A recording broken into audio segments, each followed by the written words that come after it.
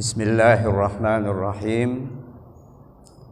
Ashabul fadilah, al-ulama wal asatidah, al-mukhtaramun. Ayyuhas sadah was sayyidat al-mukarramun. Ayyuhal ikhwah wal akhawat al-a'izza. Ayyuhal khudurul kiram. Uhayyikum bitahiyyatil Islam. Tahiyatan min indillahi mubarakatan thayyibah. Assalamu alaikum warahmatullahi wabarakatuh.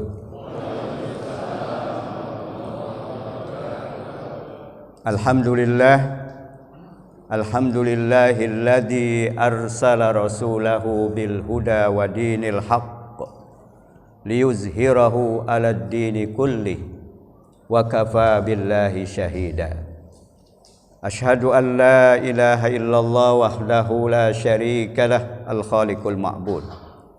Wa asyhadu anna sayyidana Muhammadan abduhu wa rasuluh as-sadiqul mahmud. Ballaghar risalah wa addal amanah wa nasahal ummah wa tarakahum ala mahajjatil bayda.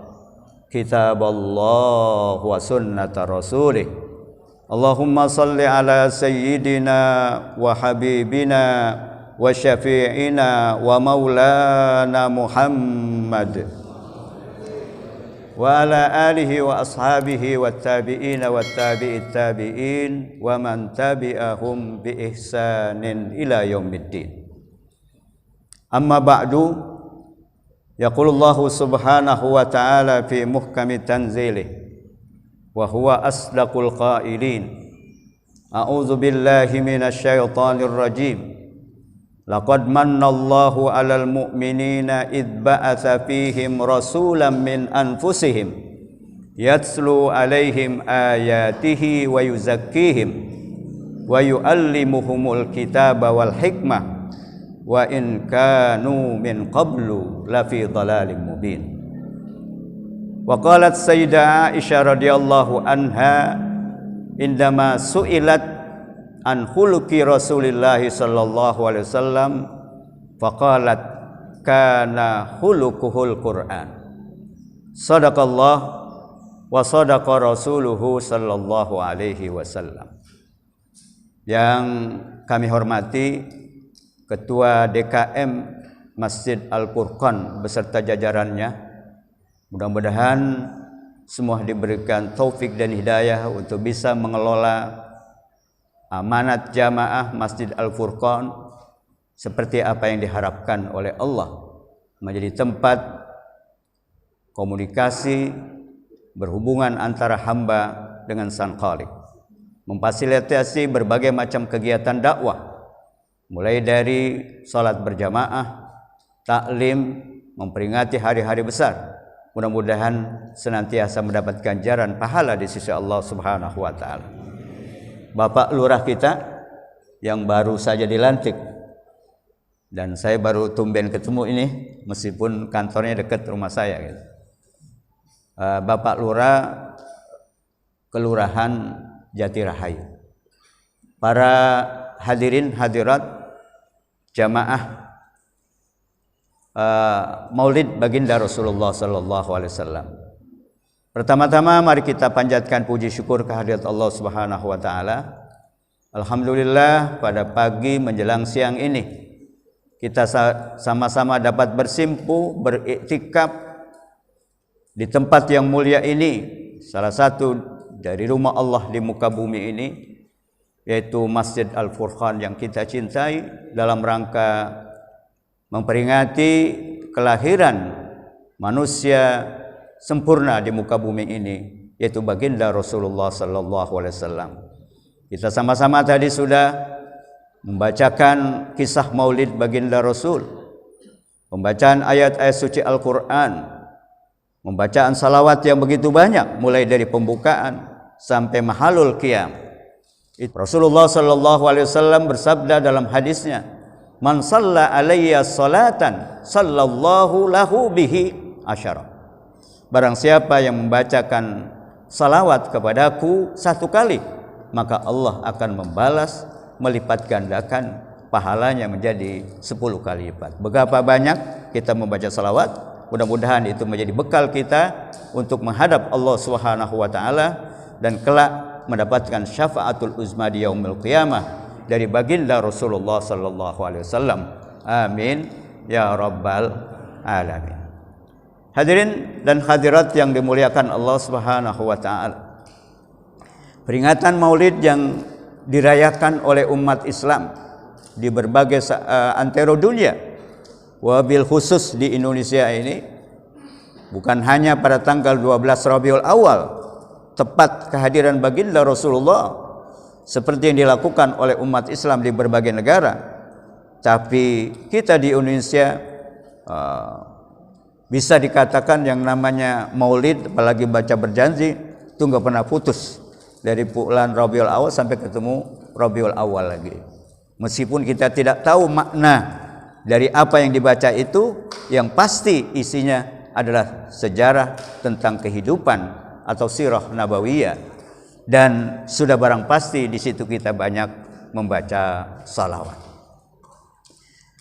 Jamaah sekalian, tentu banyak manfaat, banyak faedah yang bisa kepetik, yang kita bisa petik dan kita ambil dalam peringatan Maulid Nabi kita Muhammad sallallahu alaihi wasallam. Yang pertama adalah kita mengingat kembali misi risalah yang diemban oleh baginda Rasulullah sallallahu alaihi wasallam. Karena tanpa kita mengetahui apa tugas beliau, apa misi beliau, apa risalah beliau, kita tidak tahu apa yang harus kita ikuti sesuai dengan perintah Allah yang dibacakan oleh qari kita tadi. Laqad kana lakum fi Rasulillahi uswatun hasanah liman kana yarjullaha wal yaumal akhir wa zakarallaha katsira. Sesungguhnya bagi kalian wahai umat Islam, orang-orang yang beriman pada sosok pribadi Rasulullah sallallahu alaihi wasallam, terdapat suri toladan yang baik, terdapat role model, terdapat contoh bagi siapa? Liman kana yarjullaha wal yaumal akhir, bagi orang yang mendambakan, orang-orang yang mengharapkan selamat pada hari kiamat nanti ketika dihisab oleh Allah Subhanahu wa taala, dan orang-orang yang mengharapkan ridha Allah Subhanahu wa taala, dan orang-orang yang banyak ingat dan zikir kepada Allah. Tentu kita orang-orang yang beriman mengharapkan, mendambakan ketika kita bertemu Allah, Allah ridho kepada kita. Ketika kita dibangkitkan kelak pada yaumul qiyamah, kita dalam keadaan selamat dan kita selalu ingat kepada Allah. Maka sebagai orang yang beriman, tidak lain jalan menuju keselamatan kita dunia dan akhirat adalah menjadikan Rasulullah sebagai role model, sebagai qudwah, sebagai contoh dalam berbagai aspek kehidupan kita. Sayyidah Aisyah radhiyallahu anha, salah seorang dari istri baginda Rasulullah sallallahu alaihi wasallam, ketika ditanya oleh salah seorang sahabat, kaifa kana khuluqu Rasulillah sallallahu alaihi wasallam, beliau dengan singkat tapi mempunyai makna yang padat, kana khuluquhul Quran. Jadi ketika beliau ditanya bagaimana perangai, bagaimana budi pekerti, bagaimana akhlak baginda Rasulullah sallallahu alaihi wasallam, beliau menjawab, Rasulullah kepribadiannya adalah penjelmaan, pengejawantahan, implementasi dari Al-Quran. Nah, maka kemudian beliau membaca beberapa ayat yang menunjukkan sikap, perilaku beliau, akhlak beliau adalah perwujudan dari ajaran Al-Quran.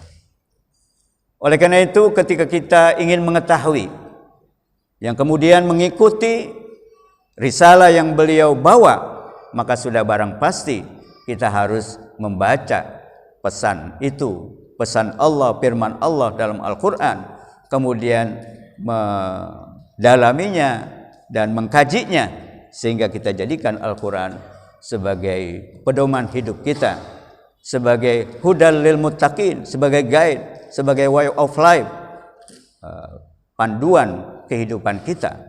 Oleh karena itu, di dalam ayat yang saya kutip dalam mukaddimah tadi, surat Al-Imran ayat 154, hampir sama juga ada di dalam surat Al-Jum'ah ayat 2. Allah Subhanahu wa taala menjelaskan tentang misi, tentang risalah yang diemban oleh baginda Rasul, paling tidak dalam surat Ali Imran 164 dan Al-Jum'ah ayat 2 ada 4 misi yang diemban oleh baginda Rasul.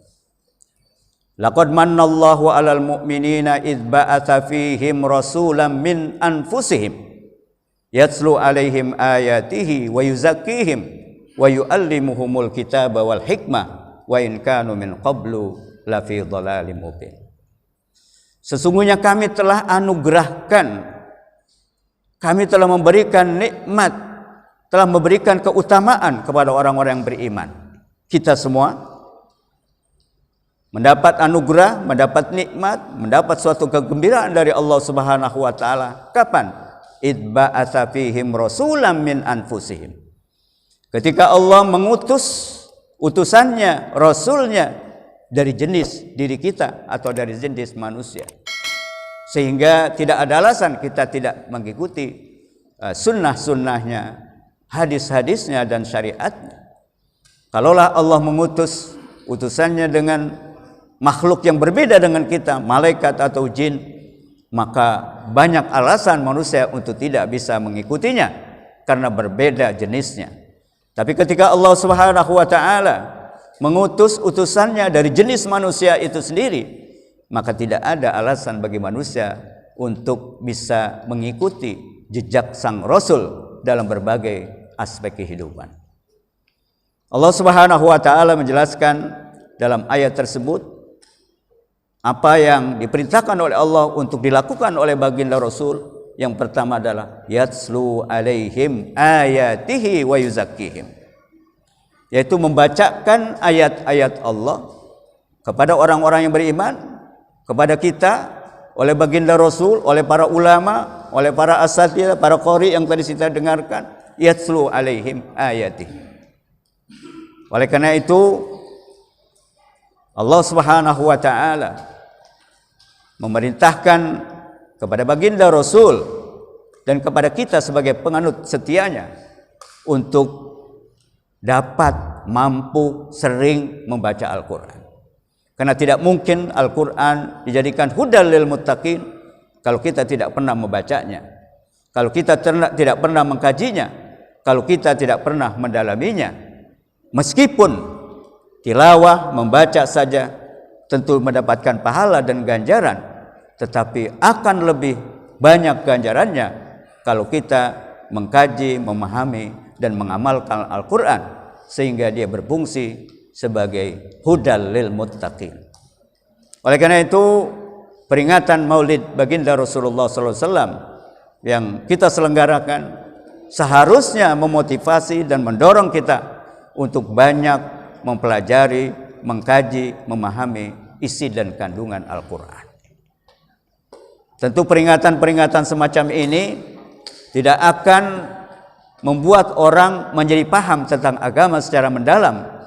Hanya dengan belajarlah, dengan taklimlah, kita bisa memahami isi kandungan Al-Quran sebagai dasar pedoman hidup kita orang-orang yang beriman. Itu fungsi pertama, yatslu alaihim ayati. Yang kedua adalah wa yuzakkihim. Rasulullah sallallahu alaihi wasallam diutus oleh Allah Subhanahu wa taala ke muka bumi ini adalah mengajarkan kepada kita bagaimana kita melakukan tazkiyatun nafs, pensucian diri, pembersihan diri dari perbuatan, dari amal, dari sikap perilaku yang tidak baik yang dilarang oleh Allah Subhanahu wa taala. Karena Allah menciptakan manusia dengan dua potensi, potensi baik dan potensi buruk. Beda dengan malaikat, di mana Allah Subhanahu wa taala menciptakan malaikat itu selalu patuh dan taat. La ya'sunallah ma amarahum wa yaf'aluna ma yu'marun. Yang namanya malaikat itu enggak pernah maksiat, enggak pernah melanggar aturan Allah, enggak pernah membangkang. Apa yang diperintahkan sejak awal sampai dunia ini kiamat, mereka selalu melakukannya. Kenapa? Ya karena memang mereka diprogram, diciptakan seperti itu. Jadi nggak aneh. Di sisi lain ada makhluk yang sangat paradok, yang sangat bertentangan, berlawanan dengan malaikat itu, apa yang disebut dengan syaitan atau iblis. Sebagaimana digambarkan Allah dalam Al-Quran, dalam rangkaian penciptaan manusia, Allah berfirman, wa id qulna lil malaikati isjudu li adama fasajadu illa iblis aba wastakbara wa kana minal kafirin. Ketika Allah memerintahkan kepada makhluk-makhluknya, kepada para malaikat semuanya, tunduk kepada Nabi Allah Adam, kecuali ada satu makhluk yang tidak mau tunduk, tidak mau patuh, membangkang terhadap perintah Allah, iblis, bagian dari setan. Aba wastakbara wa kana minal kafirin. Dia menolak untuk sujud, untuk tunduk kepada Nabi Allah Adam alaihissalam. Dia lupa yang memerintahkan Allah, merasa dirinya lebih hebat dari manusia, karena Adam diciptakan dari tanah, mereka diciptakan dari api, sehingga menolak perintah Allah Subhanahu wa taala. Dia lupa yang memerintahkan adalah yang menciptakannya, Allah Subhanahu wa taala. Maka kemudian dicap oleh Allah, wa kana minal kafirin. Sejak itulah iblis, setan, termasuk makhluk-makhluk yang inkar, makhluk yang kafir sampai akhir kiamat nanti. Nah, manusia itu bisa dua kemungkinan. Bisa seperti malaikat, bisa pula seperti setan, iblis. Na'udzubillah min dzalik. Kita sering baca firman Allah dalam surat Asy-Syams, mengingatkan kita harus hati-hati terhadap dua potensi itu, potensi malaikat dan potensi setan. Allah berfirman dalam Al-Quran, wa nafsiu wa ma sawwaha fa alhamaha fujuraha wa taqwaha qad aflaha man zakkaha wa qad khaba man dassaha. Nah, ini kita harus aware, kita harus peduli dengan peringatan Allah ini. Allah menyatakan demi kesempurnaan penciptaan manusia. Manusia ini dibanding makhluk lain secara kultur, secara kemampuannya, otaknya, itu enggak ada yang menyamai makhluk Allah Subhanahu wa taala. Fa alhamaha fujuraha wa taqwaha. Allah mengilhami pada diri manusia, Allah memberikan potensi pada diri manusia dua hal. Dua potensi. Apa? Fa'alhamaha fujuraha wa taqwa. Allah mengilhami pada diri manusia sisi negatif, potensi buruk. Tetapi pada waktu yang sama Allah juga memberikan pada diri manusia potensi baik, wa taqwa. Jadi ada potensi buruk, ada potensi baik. Bahkan dalam ayat ini Allah memprioritaskan, mendahulukan potensi buruk itu, agar kita berhati-hati, jangan sampai kita mengembangkan potensi yang buruk itu kemudian melupakan potensi baik. Maka di situ didahulukan potensi yang buruk yang mungkin muncul dari diri manusia. Tetapi jangan lupa bahwa pada diri manusia juga ada potensi baik. Maka kemudian Allah memberikan guidance, memberikan petunjuk, memberikan arahan potensi mana yang harus dikembangkan. Qad aflaha man zakkaha wa qad khaba man dassaha. Beruntunglah orang yang senantiasa mensucikan dirinya, membersihkan dirinya dari perbuatan dosa, dari kehilapan, dari kekeliruan. Itu yang disebut oleh para ulama dengan tazkiyatun nafs. Agar potensi yang baik itu bisa berkembang dan terus menyertainya sampai akhir hayatnya. Tetapi kemudian ada orang-orang yang mengekor kepada hawa nafsunya. Wa qad khaba man dassaha. Rugilah orang yang senantiasa bergelimang dalam perbuatan dosa, mengikuti bujukan dan rayuan setan. Hadirin jamaah yang dimuliakan Allah Subhanahu wa taala. Oleh karena itu, dengan kehadiran baginda Rasulullah sallallahu alaihi wasallam mengemban amanah untuk bisa mengajarkan kita melakukan tazkiyatun nafsi, Karena memang dalam pribadi kita ada potensi buruk, ada potensi pelanggaran aturan. Sehingga dengan kita selalu berintrospeksi, mengintrospeksi diri, maka kita akan tahu sisi-sisi negatif yang ada pada diri kita, yang selanjutnya kita bersihkan melalui istighfar, melalui peningkatan amal soleh, bertaubat kepada Allah Subhanahu wa Ta'ala. Oleh karena itu, kita tidak boleh frustasi, kita tidak boleh putus asa terhadap rahmat Allah. Jangan ada istilah sudah terlanjur berdosa teruskan saja. Nauzubillah. Karena ciri orang yang bertakwa pun kepada Allah bukan berarti dia nggak pernah berbuat dosa. Bukan berarti dia tidak pernah melakukan kemaksiatan. Bukan berarti dia tidak melanggar aturan Allah. Bedanya antara orang muttaqin dengan orang asi adalah bahwa orang muttaqin itu wa idza fa'alu fakhishatan aw zalamu anfusahum zakarullaha fastaghfaru lidunubihim wa may yaghfiru dzunuba illallah wa lam yusirru ala ma fa'alu wa hum ya'lamun. Ini salah satu sifat, salah satu ciri orang muttaqin yang bisa kita baca dalam surat Ali Imran mulai ayat 133, 134, 135 sampai 136. Antara lain Allah mendeskripsikan orang muttaqin itu bedanya dengan orang tukang maksiat. Orang muttaqin itu kalau dia terjerumus ke jalan yang tidak diridhai Allah, dia cepat sadar, cepat ingat kepada Allah Subhanahu wa Ta'ala, cepat beristighfar dan tidak terus bergelimang dalam perbuatan dosa, karena mereka yakin tidak ada yang mengampuni dosa kecuali Allah Subhanahu wa Ta'ala. Itulah orang muttaqin. Jadi jangan putus asa karena kita pernah melakukan kemaksiatan. Justru dengan kita berani mengintrospeksi diri, melihat diri kita, melakukan muhasabah terhadap diri kita, sehingga kita tahu kekurangan-kekurangan kita, maka kita bisa cover, kita bisa tutupi dengan perbuatan baik, dengan banyak istighfar, dengan mengingat Allah Subhanahu wa Ta'ala. Fastaghfaru lidzunubihim wa may yaghfiru dzunuba illallah wa lam yusirru ala ma fa'alu wa hum ya'lamun. Oleh karena itu para jamaah sekalian, kita dalam usia yang semakin hari semakin berkurang sebenarnya. Meskipun jumlah bilangan usia kita bertambah, tapi pada hakikatnya jatah hidup kita semakin hari semakin berkurang. Maka orang bijak itu adalah orang yang ketika bertambah usianya, maka bertambah taat, patuh, takwa kepada Allah Subhanahu wa Ta'ala.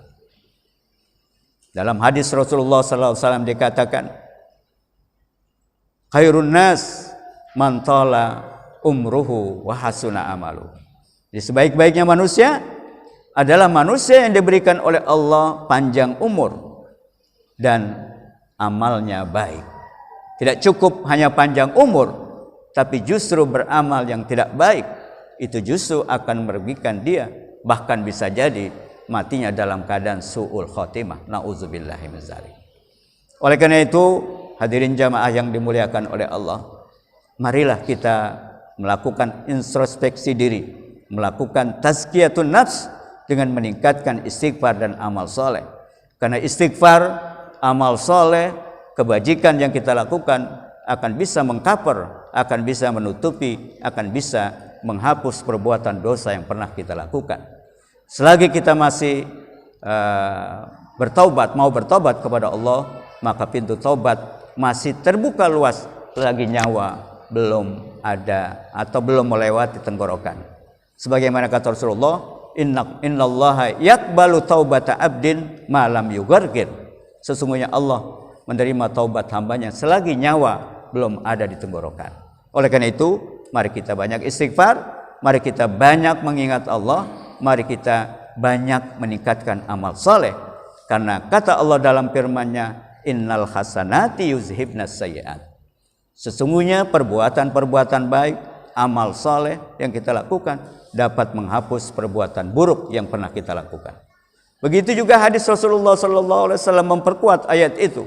Beliau bersabda, ittaqillaha haitsuma kunta wa atbi'is sayyi'atal hasanata tamhuha wa khaliqin nasa bihulukin hasanin. Takwalah kalian kepada Allah. takutlah kepada ancaman Allah jika kalian terus melakukan kemaksiatan. Ittaqillah haitsu ma kunta, di mana saja berada. Jadi jangan kita merasa takwa, merasa dekat kepada Allah hanya ketika kita berada di masjid, hanya ketika kita ada di majelis taklim. Tetapi ketika di tempat kerja kita, di kantor, di lahan, di kampus, di sekolah, kemudian kita lupa bertakwa kepada Allah, menjalankan segala perintahnya, menjauhi larangannya. Nah, maka Rasulullah mengatakan, ittaqillaha haitsu ma kunta wa atbi'is sayyi'atal hasanata tamhu. Dan ikutilah perbuatan buruk, perbuatan maksiat, perbuatan dosa yang terlanjur kita lakukan, ikuti dengan perbuatan baik, tamkuha, maka perbuatan baik akan menutup, akan mengcover, akan menghapus perbuatan dosa tersebut. Dan itu saja tidak cukup, karena manusia itu makhluk sosial. Dia berinteraksi hablum minallah dan hablum minan nas. Jadi jangan merasa kalau kita sudah rajin ke masjid, kemudian rajin membaca Al-Quran, segala macam, tapi nggak peduli kepada keluarga, nggak peduli kepada orang-orang yang sekitar kita, para tetangga kita, kepada kaum fakir miskin, tidak peduli, melecehkan mereka, maka tidak akan bahagia.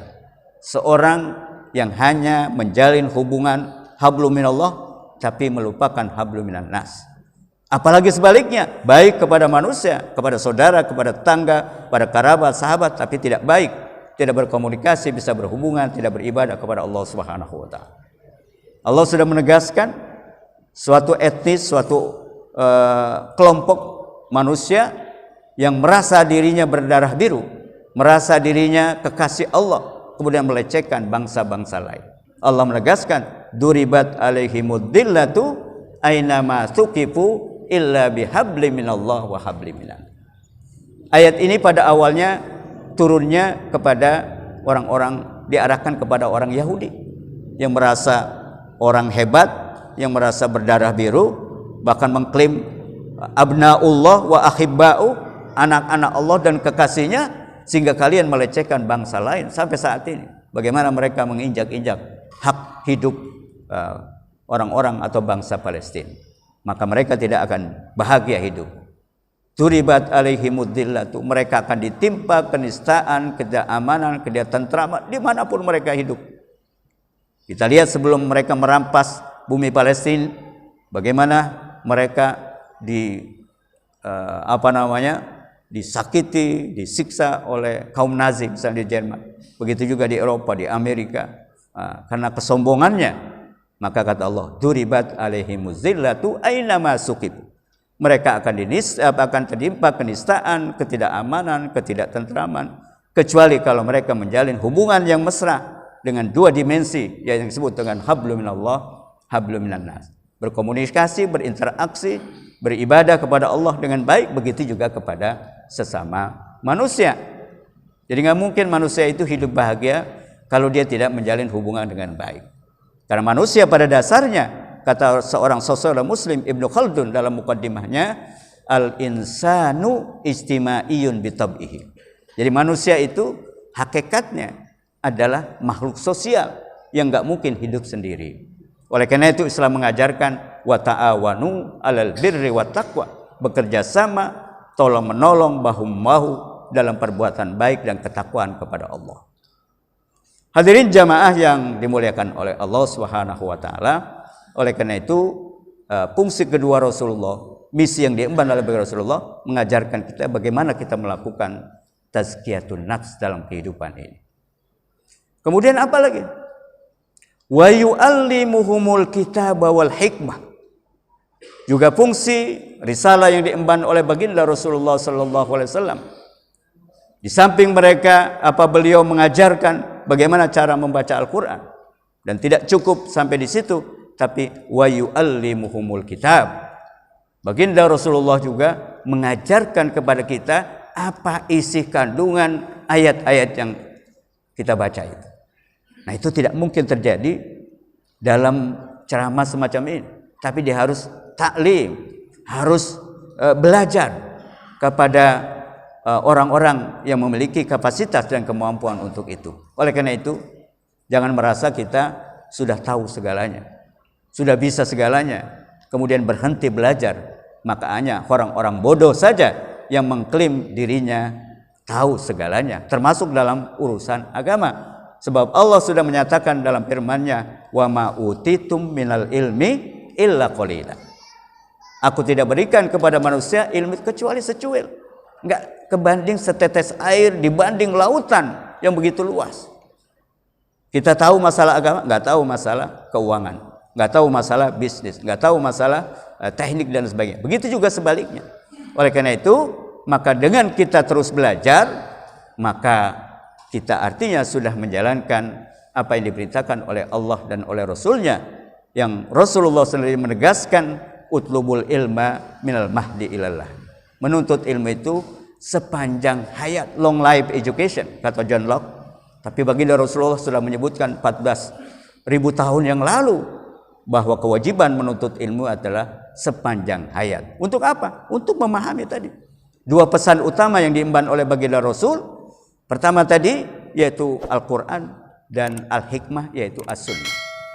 Nah, oleh karena itu maka kewajiban kita selain membaca Al-Quran, selain melakukan tazkiyatun nafs, adalah mengkaji, mempelajari, mendalami isi dan kandungan Al-Quran, sehingga dia berfungsi sebagai hidayah, sebagai guide, sebagai way of life buat kita orang-orang yang muttaqin, orang-orang yang beriman. Rasulullah SAW menjanjikan kepada umatnya yang terus belajar, terus membaca Al-Quran, terus mengkaji Al-Quran dengan 4 keutamaan. Mudah-mudahan kita dapat pada hari ini. Apa kata Rasulullah? Wa majtama'a qaumun fi baitin min buyutillah yatluna kitaballah wa yatadarasuna fima bainahum illa nazalat alaihimus sakinah wa ghasyiyatuhumur rahmah wa haffathumul malaikah wa zakarallahu fima indahum. Ini 3 keutamaan umat Islam kita yang mau bersimpuh duduk iktikaf di masjid. Untuk apa? Yatluna kitaballah, membaca Al-Quran, kitab Allah. Terus tidak sampai di situ, wa yatadarasuna fima bainahum, mereka mengkaji ayat-ayat yang dibacanya di antara mereka, yang kita sebut dengan taklim atau pengajian itu. Maka kata Rasulullah, illa nazalat alaihimus sakinah, kecuali akan turun kepada mereka ketenangan, ketentraman, ketenangan, kebahagiaan dalam hidup. Itu yang pertama. Wa ghasyiyatuhumur rahmah, dan mereka akan dilimpahi, dibanjiri dengan kasih sayang Allah Subhanahu wa taala. Dan yang ketiga, wa haffathumul malaikah, mereka akan dinaungi oleh para malaikat, wa zakarallahu fiman indahum, dan Allah akan mencatat mereka yang berada di tempat di mana dilakukan pembacaan Al-Quran, kajian Al-Quran, kajian Al-Hadis, maka mereka akan mendapatkan fadilah dan keutamaan yang 4, yaitu ketenangan dalam hidup, mendapatkan kasih sayang Allah, dinaungi oleh para malaikat, dan kita akan mendapat catatan kebaikan di sisi Allah Subhanahu wa taala.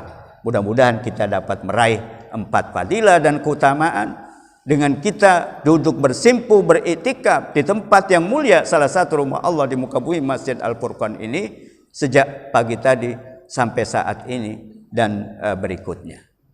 Hadirin jamaah yang dimuliakan Allah Subhanahu wa taala. Itu yang ketiga, yaitu mengkaji, mempelajari, mendalami risalah yang diemban oleh baginda Rasul, yaitu Al-Quran. Kemudian wal hikmah. Hikmah, tentu para ulama berbeda pendapat tentang makna hikmah di situ apa. Apakah artinya kebijakan atau yang lain? Ternyata mayoritas ulama menafsirkan hikmah di situ adalah al-hadis. Kenapa? Karena Al-Quran yang kita baca, yang kita kaji, yang kita pelajari, banyak ayat-ayatnya bersifat global, bersifat umum, sehingga dia perlu penafsiran, perlu perincian, perlu penjelasan, dan penjelasan dan rincian itu ada pada hadis Rasulullah atau sunnah Rasulullah Sallallahu Alaihi Wasallam. Sehingga tidak bisa dipisahkan antara Al-Quran dan hadis. Makanya Allah menyebutkan dalam firman-Nya, atiullaha wa atiur rasul. Jadi mentaati Allah maksudnya Al-Quran, dan juga mentaati Rasulullah, yaitu maksudnya hadis Rasulullah sallallahu alaihi wasallam, wa ulil amri minkum, dan para pejabat, para penguasa yang tahu tentang ajaran Al-Quran dan hadis, kemudian mereka mengeluarkan fatwa-fatwanya, maka kita harus patuhi dan taati. Hadirin jamaah yang dimuliakan oleh Allah Subhanahu wa taala. Inilah 4 pesan Allah kepada baginda Rasulullah yang disampaikan kepada kita, yaitu banyak membaca Al-Quran, selalu melakukan tazkiyatun nafs, mengkaji dan mendalami Al-Quran, kemudian juga Al-Hadis, sunnah Rasulullah sallallahu alaihi wasallam. Hadirin jamaah yang dimuliakan oleh Allah Subhanahu wa taala. Mudah-mudahan dengan kita memperingati kehadiran, kelahiran baginda Rasul, kita bisa melaksanakan pesan-pesannya. Kemudian apa makna hadis Rasulullah sallallahu alaihi wasallam disebutkan tadi ketika beliau ditanya oleh Sayyidah Aisyah, ditanya oleh salah seorang sahabat, kaifa kana khuluqu Rasulillah sallallahu alaihi wasallam, bagaimana akhlak perangai budi pekerti Rasulullah. Kemudian Sayyidah Aisyah bertanya, menjawab pertanyaan itu seraya mengatakan kana khuluquhul Quran. Jadi perangai budi pekerti akhlak Rasulullah adalah pengejawantahan, perwujudan, implementasi dari Al-Quran. Maka beliau disebut Al-Quran berjalan. Nah, sehingga kalau kita ingin tahu bagaimana sifat perilaku akhlak Rasulullah, baca Al-Quran. Sayyidah Aisyah ketika ditanya bagaimana akhlak Rasulullah, beliau mengatakan akhlak Rasulullah penjemahan Al-Quran, beliau membaca surat Al-Mu'minun ayat 1 sampai ayat 11. Begitu juga bagaimana kehidupan beliau di dalam kesehariannya, berinteraksinya dengan masyarakat, dengan umatnya, maka dibacakan surat Ali Imran ayat 159. Fabima rahmatin minallahi linta lahum walau kunta fazzan ghalizal qalbi lan faddu min haulik fa'fu anhum wastaghfir lahum wasyawirhum fil amr fa iza azamta fatawakkal Allah. Di situ jelaskan bagaimana lemah lembutnya sikap Rasulullah, bagaimana pemaafnya Rasulullah sallallahu alaihi wasallam, bagaimana sifat beristighfarnya Rasulullah kepada Allah, mohon ampun kepada hambanya, bagaimana sifat tawakal beliau kepada Allah dalam menghadapi berbagai macam ujian dan cobaan. Begitu juga ayat yang selalu kita baca di awal Maulid, laqad ja'akum rasulun min anfusikum azizun alaihi ma anittum harisun alaikum bil mu'minina raufur rahim. Jadi beliau itu orang yang sangat peduli kepada umatnya, kasihan sekali penderitaan yang dialami oleh umatnya pada periode awal. Beliau juga sangat peduli terhadap umatnya, sayang terhadap umatnya. Harisun alaikum, kemudian bil mu'minina raufur rahim. Terhadap orang-orang mukmin beliau sangat santun dan sangat kasih sayang. Itulah sifat Rasulullah yang kita baca dalam Al-Quran. Begitu juga masih banyak ayat-ayat Al-Quran yang menjelaskan tentang sikap perilaku Rasulullah, akhlak Rasulullah yang merupakan misi utama diutusnya beliau. Sebagaimana beliau sampaikan, innama bu'istu li utammima makarimal akhlak. Sesungguhnya aku diutus untuk menyempurnakan akhlak manusia. Hadirin jamaah yang dimuliakan oleh Allah Subhanahu wa taala, mudah-mudahan dengan kita memperingati maulidnya baginda Rasulullah sallallahu alaihi wasallam, kita bisa menjadikan beliau sebagai role model, sebagai contoh, sebagai qudwah, sebagai suri teladan dalam berbagai aspek kehidupan, baik dalam beribadah maupun dalam bermuamalah, baik dalam tutur kata, bersikap maupun berperilaku. Karena hanya dengan mengikuti sunnah-sunnahnya kita akan dicintai oleh Allah Subhanahu wa taala, sudah barang tentu oleh Rasulullah sallallahu alaihi wasallam.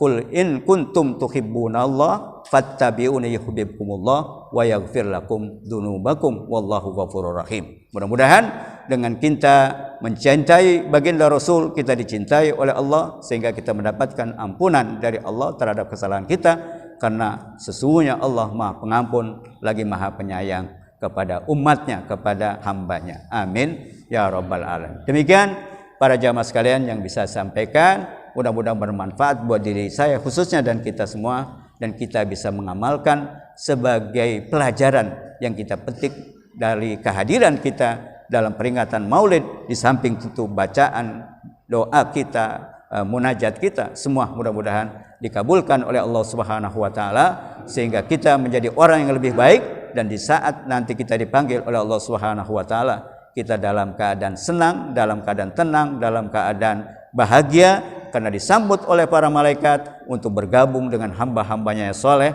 dan masuk ke dalam surganya. Itulah yang menjadi dambaan setiap muslim, mati dalam keadaan husnul khatimah. Ya ayyatuhan nafsul mutmainnah irji'i ila rabbiki radiyatan mardiyah fadkhuli fi ibadi wadkhuli jannati. Amin ya rabbal alamin. Kurang lebihnya mohon maaf. Billahi taufiq wal hidayah. Wassalamualaikum warahmatullahi wabarakatuh.